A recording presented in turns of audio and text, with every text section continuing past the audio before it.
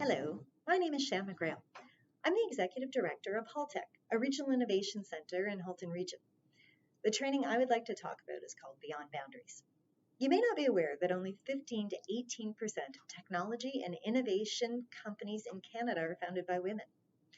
Simply, we wanted to level the playing field, so we created the Beyond Boundaries training. It aims to give women entrepreneurs the skills, the experiences, the mentorship, and the connections they need to turn their dreams into reality. Why is it important?